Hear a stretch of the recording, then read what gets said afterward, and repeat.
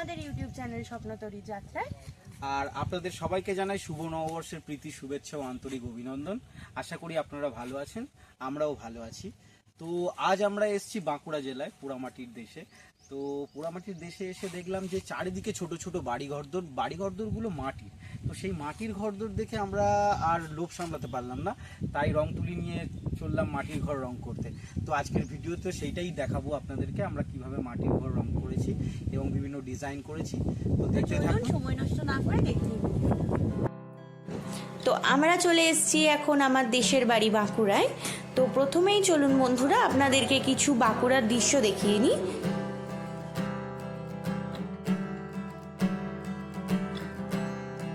তো এখন যেটা দেখছেন এটা গঙ্গাধর মন্দির। এখানে গাজন হয় আমাদের প্রত্যেক বছর। তো তার পাশেই রয়েছে শ্রীধরের মন্দির।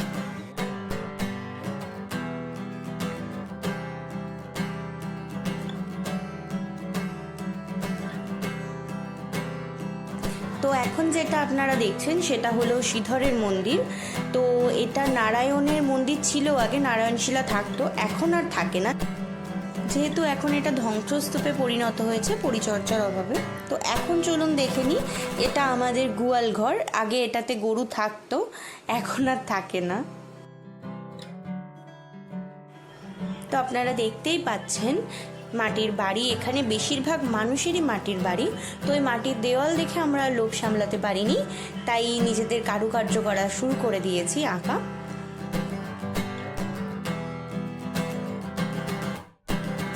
এটা হলো আমাদের দামোদর নদী। আপনারা দেখতেই পাচ্ছেন এখন চড়া পড়ে গেছে, যেহেতু গ্রীষ্মকাল তাই কিছু কিছু জায়গায় জল আছে আর বাকিটা প্রায়ই চড়া। মাঝখান দিয়ে এখন আসা যাওয়ার জন্য এই গ্রাম থেকে ওই গ্রামে যাতায়াতের জন্য রাস্তা করে দিয়েছে। বর্ষাকালে এটা রাস্তাটা পুরোটাই জলের নিচে থাকে, এই গ্রীষ্মকালটুকু ব্যবহার করা হয়। আর দামোদর নদীর ঠিক পাশেই রয়েছে মা সর্বমঙ্গলার মন্দির। শুনেছি মা খুব জাগ্রত, তাই আমরা গেছিলাম মায়ের কাছে পুজো দিতে। এটা বাঁকুড়া জেলায় অবস্থিত আর বিষ্ণুপুরের কাছাকাছি। আপনারা চাইলে একবার গিয়ে ভিজিট করতে পারেন, জায়গাটা আপনাদের খুবই ভালো লাগবে। তো চলুন দেরি না করে ঢুকে যাই ভিডিওতে। প্রথমেই আমার দিদি বোন দুজন দু সাইডে দড়ি ধরেছিল। আমি প্রথমে বর্ডার লাইনের মতো টেনে নিয়েছি চক দিয়ে। এবার আমি আঁকাটা শুরু করব। আপনারা দেখতেই পাচ্ছেন ওটা একটা ছোট্ট মাটির জানলা। তো জানলাটাকে বেস করে আমি আমার ছবিটা ফোটানোর চেষ্টা করেছি। যেহেতু আমরা গ্রাম বাংলায় এসছি, তাই আমরা কোনো ময়ূর বা সিনসিনারি আঁকিনি। আমরা গ্রাম বাংলায় সংস্কৃতিকে মাথায় রেখে একটা ছবি আঁকার চেষ্টা করেছি।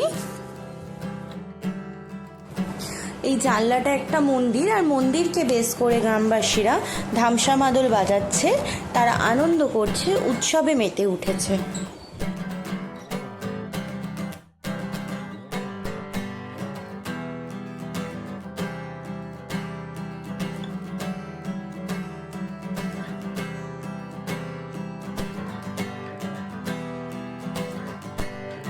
প্রথমে ভেবেছিলাম আমার ঠাম্মা আমাকে বাখান দেবে, কারণ এই মাটির দেওয়ালে এসব আঁকিবুকি করছি বলে, কিন্তু পরে দেখলাম কিছুই বলল না, উল্টে ভালোই লেগেছে ঠাম্মা। তো আপনারাও দেখে জানান কেমন হচ্ছে। আপনারা কে কে বাখান শব্দের মানে জানেন সেটা জেনে থাকলে জানান কমেন্টে।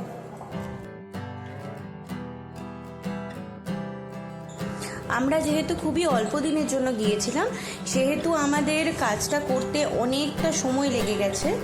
আর আমরা এমনি ঘোরাফেরার থেকে শুরু করে টাইমটাও কম দিতে পেরেছি। সেক্ষেত্রে দেখবেন মাঝে মধ্যে অন্ধকারও নেমে আসছে, আমরা অন্ধকারের মধ্যেও কাজ করেছি, তো একটু অ্যাডজাস্ট করে নেবেন।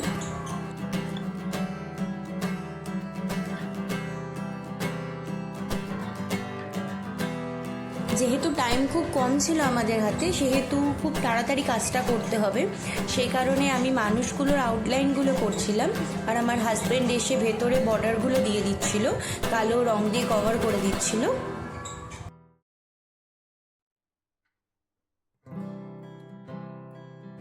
যে চকের দাগগুলো আমরা টেনেছিলাম তো সেইগুলো দেখতেই পাচ্ছেন কালো রং দিয়ে কভার করে দিচ্ছি বর্ডারের মতো, যাতে একটা পাকাপোক্ত ফ্রেমের মতো লাগে, যাতে জিনিসটা দেখতে ভালো লাগে।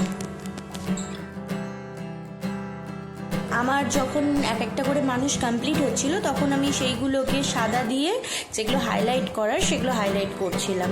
আপাতত এখন ধামসা মাদলটা হাইলাইট করছি। আর মাঝখানে আমার হাজব্যান্ড এসে বিরক্ত করছে, দেখতেই পাচ্ছেন আপনারা, মাঝে মাঝে এসে ঢুকে যাচ্ছে। এবার এটা নেক্সট দিন, এটা আমরা একটা টাইম নিয়েছিলাম মর্নিংয়ে, যেটা আমরা কভার করছিলাম মর্নিংয়ে একটা জায়গায় পুজো দিতে যাওয়ার আগে।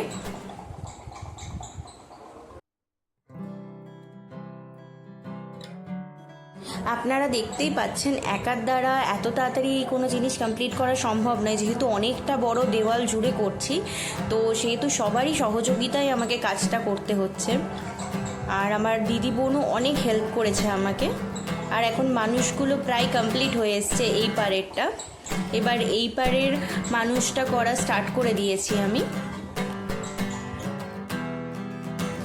এই টাইমটাই সন্ধে নেমে আসছিল, অন্ধকার হয়ে যাচ্ছে আস্তে আস্তে, বুঝতেই পারবেন আপনারা। তো আমরা তখন বিকেলে ফিরে এসেছি, সেই টাইমেই আমরা কভার করেছি। যেহেতু অনেকটাই সন্ধে হয়ে গেছে, আমাকে কাজগুলো তাড়াতাড়ি সারতে হতো, তো সেক্ষেত্রে আমি হাইলাইটটা তাড়াতাড়ি করে নিচ্ছি। তোমরা কে কে গ্রামে গেছো, কাদের কাদের গ্রামের বাড়ি আছে সেটা কমেন্টে জানিও। আর এটা লাস্ট দিনের আমার।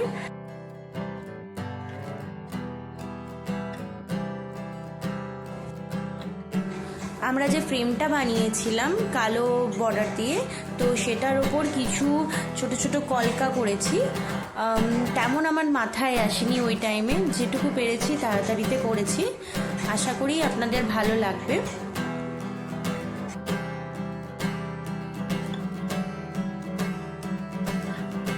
এখন জানলাটাকে বেস করে যে মন্দিরটা বানিয়েছিলাম সেটার অল্প কিছু কাজ বাকি রয়েছে, সেটা সাদা দিয়ে কিছু একটা কলকা করে দিচ্ছি ভেতরে। এখনো অন্ধকার নেমে গেছে অনেকটাই, তাই ছবিটা অনেকটা অস্পষ্ট আসবে আপনাদের কাছে।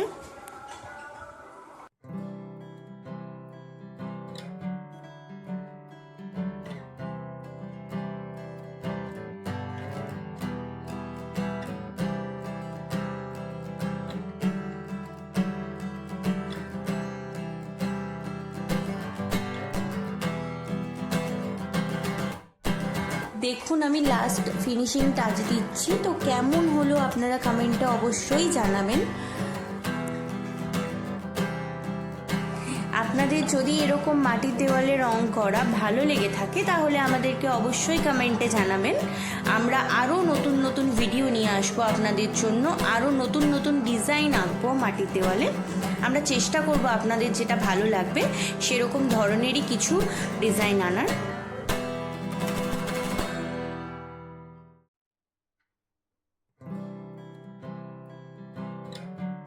আমার আঁকা পুরোপুরি কমপ্লিট। আপনাদের কেমন লাগছে সেটা কমেন্টে জানাবেন, আর কোনো যদি ভুল ত্রুটি থেকে থাকে সেটাও কমেন্টে জানাবেন। ধন্যবাদ।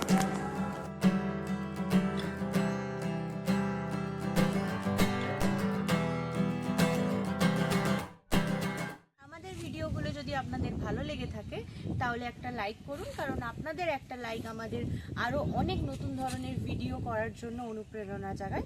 আর আপনারা কি ধরনের ভিডিও দেখতে চান আমাদের থেকে সেটা কমেন্ট করে দেবেন, আর ভিডিওটা কেমন লাগলো সেটাও আপনারা কমেন্ট করে জানাবেন, আর বন্ধুদের সাথে শেয়ার করে দেবেন আমাদের ভিডিও, আর সাথে আর সাবস্ক্রাইব করতে